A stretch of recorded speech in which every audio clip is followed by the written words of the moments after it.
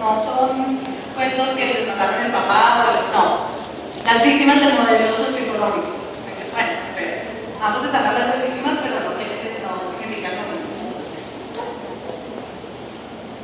Y lo otro que me parece que uno como periodista en los conflictos que hay que hacer en términos de comprender lo que ya se sabe es contextualizar.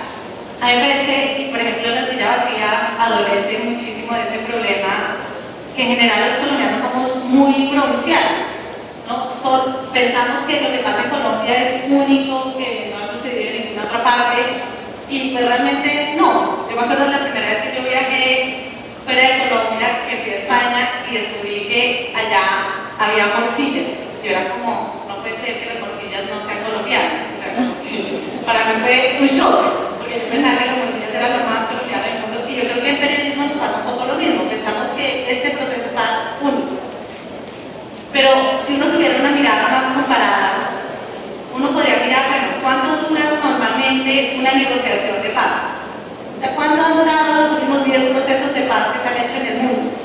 Entonces uno de pronto dice, bueno, que llevemos 3 años negociando y no hayamos llegado a un acuerdo de paz todavía, pues no es demasiado, porque en promedio duran 7 años. Estoy dando un número inventado. En la mayoría de los procesos de paz, ¿han dejado las armas o no las han dejado? O cuando no las entregan a la contraparte, ¿qué hacen con las armas? ¿Hay ceses del fuego para negociar la paz o no? Y cuando hay ceses del fuego, ¿funciona mejor el proceso o no funciona? En realidad, hacer un proceso de paz conduce a la paz o no. O sea, hay estudios académicos súper serios que han mirado todos los procesos de paz y cuántos de esos lo que hacen es acusar la guerra y cuántos realmente conducen a fin del conflicto. ¿Hay justicia en esos procesos y qué tipo de justicia? O sea, ¿pagan cárcel los combatientes o no pagan? ¿Hay verdad? No, todas esas preguntas, para todas esas preguntas ya hay respuestas académicas, matemáticas, serias, y me parece que si los periodistas incluyéramos algunas de estas variables en nuestros análisis, ayudaríamos a contextualizar y a como reducir un poco la ansiedad.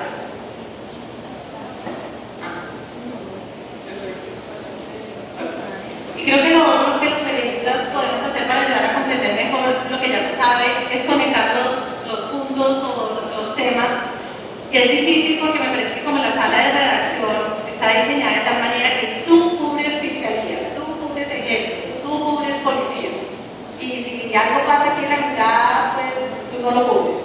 Entonces a estas periodistas nos cuesta como cruzar variables porque somos expertos en una fuente y totalmente ignorantes en las otras. Pero yo creo que cuando uno cubre el conflicto es muy importante tener una mirada mucho más transversal e interdisciplinaria, si se quiere. Entonces uno tiene que conectar qué significa que el Centro Democrático haya ganado en 600 municipios del país. ¿Qué significa si ellos repiten ese triunfo en las elecciones del 2015? O sea, ¿qué implicaciones tiene para el postconflicto que candidatos que se oponen al proceso de paz ganen en la mitad de las zonas donde se van a implementar los acuerdos de paz, cuando el proceso de paz tiene un enfoque territorial? O sea, ¿es eso importante o no? Me parece que los periodistas deberíamos estar mirando eso. ¿Cuál es el impacto de que en Estados Unidos haya descubierto el shale gas y que esto haya hecho trizas el precio del petróleo? ¿Eso es importante para el postconflicto? O sea, yo creo que esa es una de las grandes amenazas del postconflicto, porque si no tenemos plata para financiar esos acuerdos, pues la sostenibilidad de lo que se acuerde va a ser muy precaria. La sentencia de Mancuso, o sea, todos los medios registraron que Mancuso había sido condenado a 8 años, pero cuando uno lee esa sentencia que tiene 900 páginas, uno entiende que eso tiene unas implicaciones gigantescas para un eventual proceso con las FARC. O sea, cuando ellos hablan de, o sea, Mancuso lo condenan por delitos que pues él no le disparó a nadie, ni siquiera planeó la masacre, pero el hecho de ser el líder de un aparato armado criminal ya le implica responsabilidades. Eso que nos parece que hay patrimonio. Esas son cosas que yo creo que nosotros deberíamos estar preguntando. ¿Qué implicaciones tiene el surgimiento de estas nuevas organizaciones agrarias como la Superdignidad, la Cumbre Agraria, la ANU? O sea, se está reconstruyendo el liderazgo en el campo. ¿Quiénes son esos líderes? ¿Con qué están conectados? ¿Con qué tienen afinidad ideológica? ¿Qué tan independientes son de los grupos armados? armados, del gobierno. ¿No? Yo creo que entender estos fenómenos, para mí, en términos políticos, eso es lo más importante que está pasando políticamente en Colombia y me parece que está pasando totalmente bajo el radar de los medios. ¿Cómo está conectado el tema del cuerpo penal militar y por qué los militares están, y el ministro de Defensa está defendiendo de manera tan insistente que se considere que las FARC-MINUS, las bandas criminales, son organizaciones parte del conflicto armado? ¿Qué implicaciones tiene esto para el futuro de las fuerzas militares? Como tratar de conectar por qué Colombia reacciona como reacciona frente a lo que está pasando en Venezuela, de tanto silencio. Anticipar lo que se sabrá. O sea, el gobierno y el Congreso acaban de aprobar un presupuesto. Nosotros en la silla hicimos una base de datos con todo el presupuesto que le asignaron a todas las entidades que tienen que ver con la paz. Y, para sorpresa nuestra, el resultado del presupuesto que ha presentado el gobierno era que todas las entidades de paz perdían presupuesto frente al año anterior. Eso es lo que, por lo menos a nosotros, nos dijo muy claramente es: ellos no están pensando en firmar un acuerdo de paz como Santos había dicho y prometido ahorita en un mes. Evidentemente este proceso va para largo porque si no tendrán presupuesto por lo menos para el IGAC que tiene que hacer la circulación de tierra. ¿Qué implica que le estén entregando entidades claves en la paz como el ICODE, el FONADE, el IGAC a cuotas políticas? Ahorita le van a entregar FONADE a Musa Besaire y a John Lewis, que fueron claves en la reelección de Santos.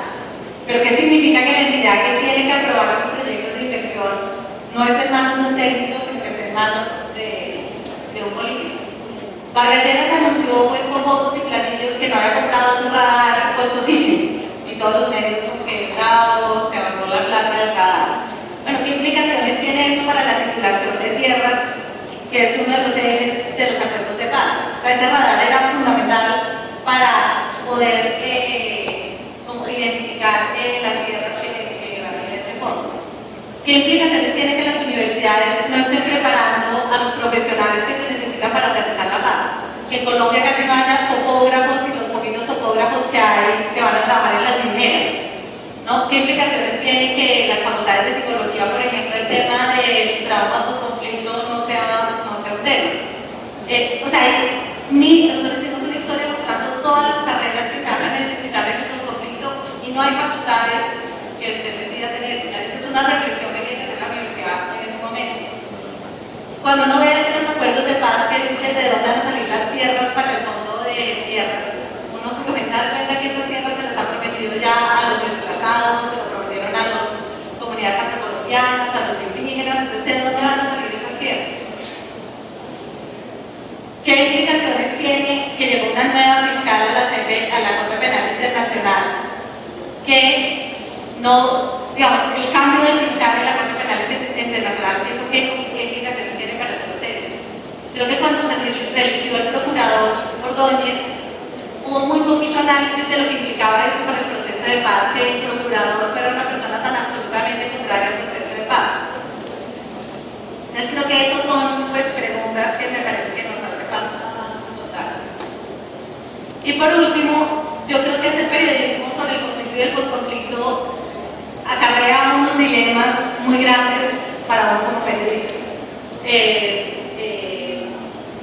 Ed Schumacher, que fue mi jefe en el Wall Street Journal en Nueva York hace muchos años, él decía: se debe hacer un periodismo para la paz. Yo, digamos, discuto eso.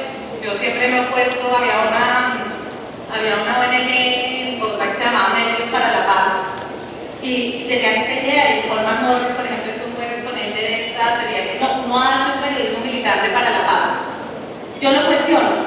Yo creo que esa es una pregunta importante, pero yo creo que uno hace un periodismo para que los colombianos tomen una mejor decisión de si quieren una salida política o una salida militar. Muchas veces las salidas militares terminan siendo menos costosas en vidas humanas que las...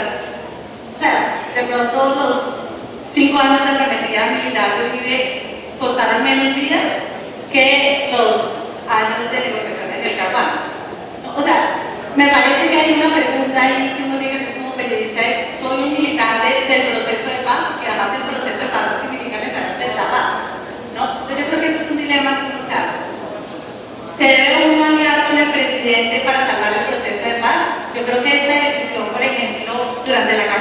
evidente y los grandes medios tradicionales tomaron la decisión de sí, el proceso de paz es tan importante que nos vamos a hacer caso omiso de todo lo malo que podamos decir de santos y nos alineamos con la reelección porque queremos salvar el proceso de paz. Esa es una discusión, digamos, en la silla vacía cuando digo, no, o sea, yo estoy totalmente de acuerdo con el proceso de paz, quiero que funcione el proceso de paz, y sin embargo, me parecía que en aras de esa excusa, yo no iba a dejar de contar que Santos estaba repartiendo mermelada por todas partes, que se estaba liando con Yair Acuña. O sea, creo que ese tipo de información yo sentía que era más valiosa que aliarse con el proceso, pero los demás medios tomaron la decisión diferente y creo que ese es un dilema válido y real. ¿Se deben sacrificar las chivas que ponen en riesgo el proceso de paz? O sea, yo me preguntaba si yo hubiera sido Pacho Santos, que le llegó el borrador del acuerdo marco de la negociación, y Pacho decidió echar la chiva, ¿yo qué hubiera hecho? Sí, porque es que tiene semejante chiva que hay un proceso de paz que por eso no ha contado. Obviamente que Pacho lo echara antes de tiempo, puso en riesgo el proceso, puso en riesgo, porque están tratando de sacar gente que, digamos, la gente ya no había terminado de convencer a todas sus frentes. Pero yo creo que esa es una pregunta muy real. Se debe dar más énfasis a las posibilidades del proceso que a los riesgos. O sea, uno puede sacar todos los días como el Fondo para la Paz no tiene tierras, el poder no tiene idea de cómo circular tierras, o uno puede hacer un énfasis en si hay paz, nos vamos a ahorrar tanta plata que se gasta en comprar armamento, o si hay paz, todos estos lisiados de la guerra ya no se van a repetir. O sea, uno puede hacer énfasis. Se debe mirar más al futuro que al pasado. Por ejemplo, él estaba diciendo eso, miremos hacia el futuro. Y una persona estaba preguntando con mucho grito, ¿y el pasado qué? ¿Nos olvidamos? Pasamos la página y estos muertos, estos sufrimientos, esas cosas que pasaron.